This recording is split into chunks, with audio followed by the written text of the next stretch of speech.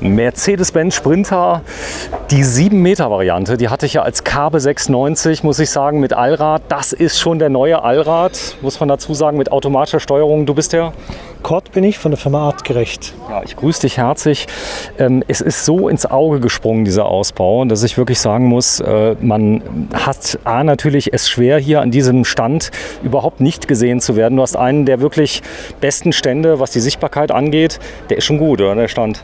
Ja, das ist ein Traum. Natürlich, erstens ist er, wenn wir reinkommen, man sieht ihn präsentiell. Und zweitens ist er halt natürlich vom Schmücken her, ist es ein Traum. So, wir zeigen das mal gerade. Da ist die Simone mal wieder. Ja. Ist schön warm.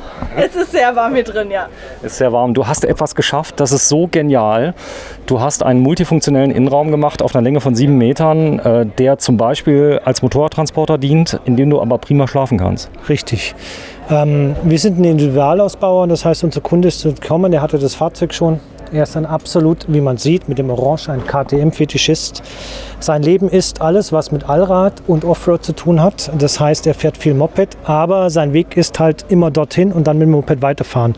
Das heißt, egal ob Island oder Südfrankreich, er möchte mit dem Auto unterwegs sein. Er will keinen Schnickschnack haben, er hat mir ganz explizit gesagt, keine technische Raffinesse. Das Einzige, was ihm absolut wichtig war, er will edel und adäquat leben. Das heißt, es muss schick sein, es muss schön sein. Kein Schnickschnack, keine Technik, aber schick. Ist absolut gelungen. So, jetzt habe ich es. Genau. Und das Fahrzeug ist mit dem Kunden zusammen entstanden. Er wollte alles schwarz haben. Ich habe gesagt, nur schwarz können wir nicht machen. Das ist eine dunkle Höhle. Lasst uns wenigstens noch ein bisschen Holz reinnehmen. Dann sind wir auf das Orange gekommen, weil der ein KTM-Fetischist ist. Und ich darf dich kurz um was bitten. Ich weiß, es ist sehr heiß. Wir gehen mal rein. Wenn du dich mal gerade auf den Fahrersitz setzt. Ich gehe mal auf den Beifahrersitz. Wir machen die Tür mal zu, weil du kannst es nicht richtig genießen, weil wir so unglaublich viel Licht haben hier drin und das ist jetzt viel besser. Dieser Raum hier ist so schön, also ganz ehrlich, ich feiere dich so sehr, dass ich sagen muss, es ist genau das gelungen, was der Kunde wollte. Du hast einen Wohnraum, der sich gar nicht nach Kastenwagen anfühlt, überhaupt nicht, oder? Ja, das ist richtig. Es ist einfach grundsätzlich, alle unsere Autos, die sind bei uns immer so gebaut, ich will, dass man sich wohlfühlt. Tür aufmachen, Lächeln im Gesicht, Freude einzutreten. Hier drin sitzen, auf der Eckbank sitzen, sein Bier trinken, sein Wein trinken, Schiebetür aufmachen, raus. Wenn du vom Biken gekommen bist, stellst das Bike hinten rein, bist fertig, hast einfach noch Lust, deinen Urlaub zu genießen oder den Tag ausklingen zu lassen. Und das ist das, was wir wollten. Ja. Dann die Variante, was er gebraucht hat. Im Sommer schläft er auf dem Dachzelt oben, im Winter Island und so weiter. Hat er die Möglichkeit, hinten noch ein Bett einzubauen.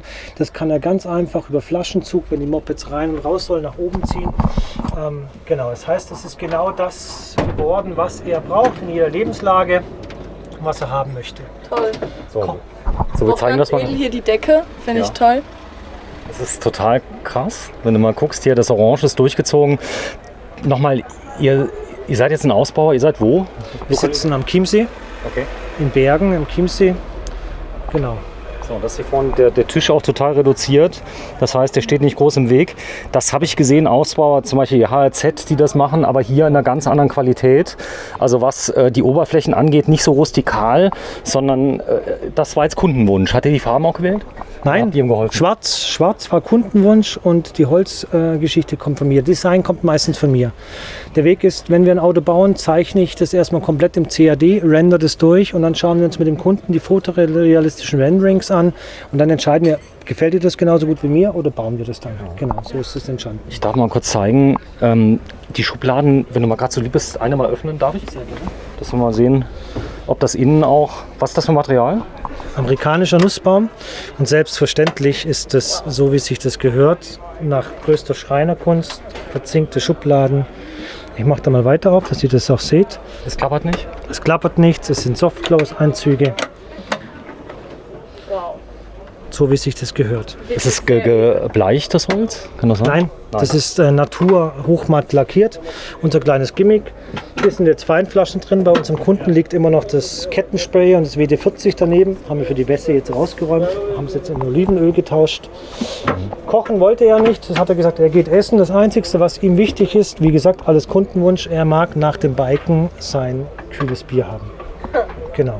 Deshalb kann er gerne auf einen Herd verzichten, aber er braucht sein kaltes Bier, wenn er kommt. Das heißt, ganz klassisch, kleine Gimmicks, das sind unsere Schreinerfreuden. Oben mit einem Magneten, zack. Toll. Genau.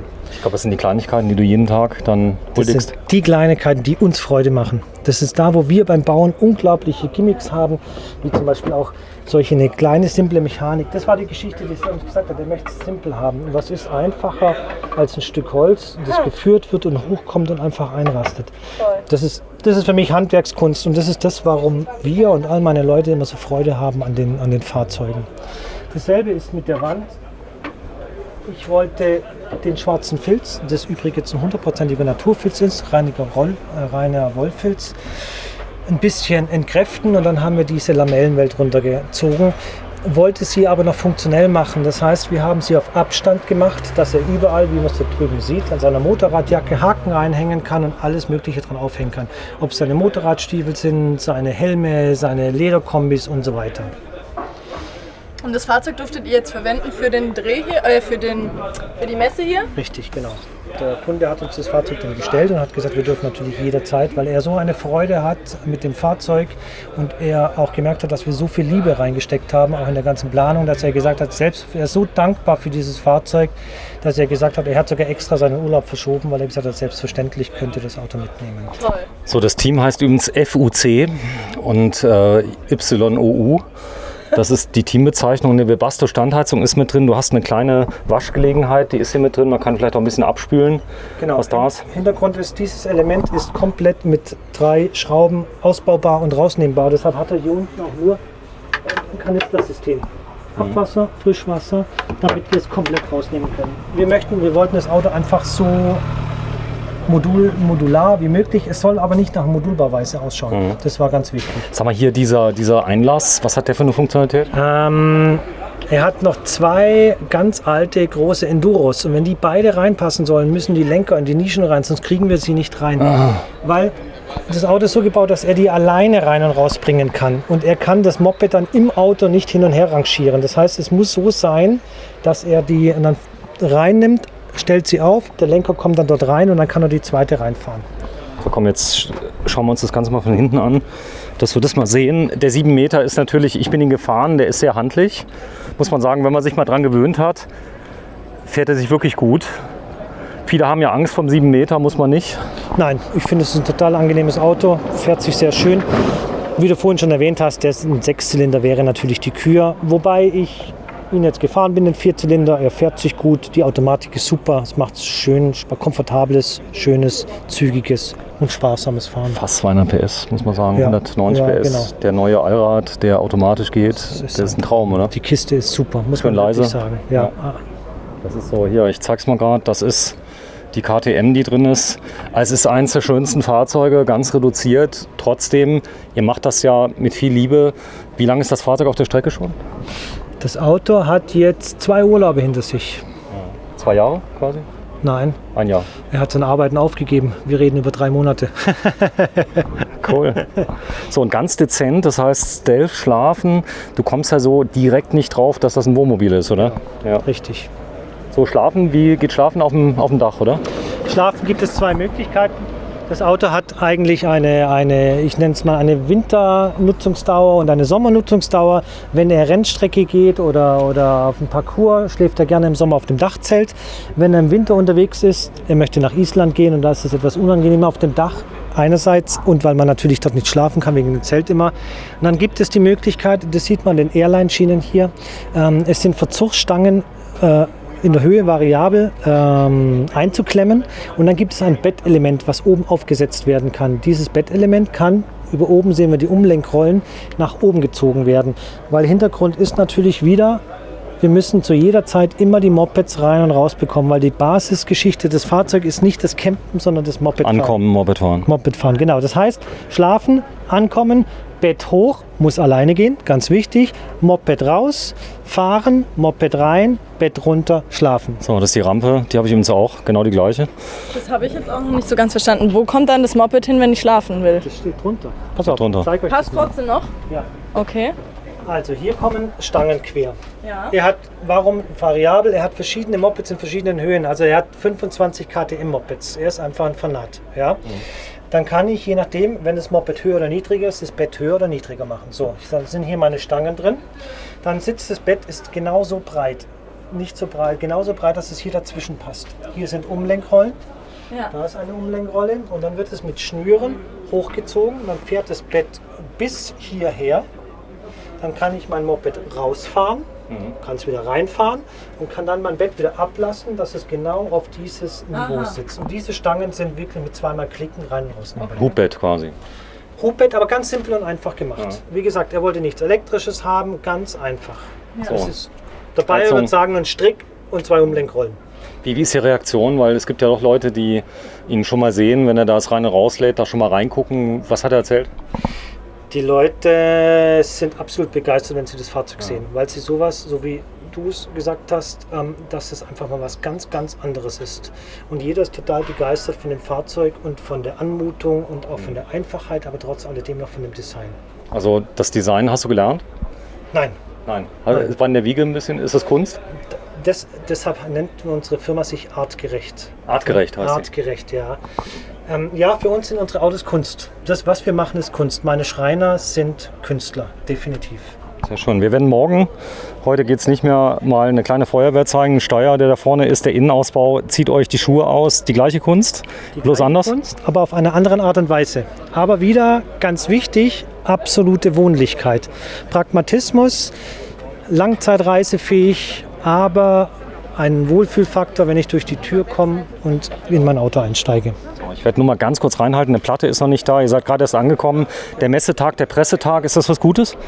Ja, es ist sehr schön, weil sowas, wie wir jetzt gerade machen, können wir total relaxed machen, ohne dass die Massen da sind.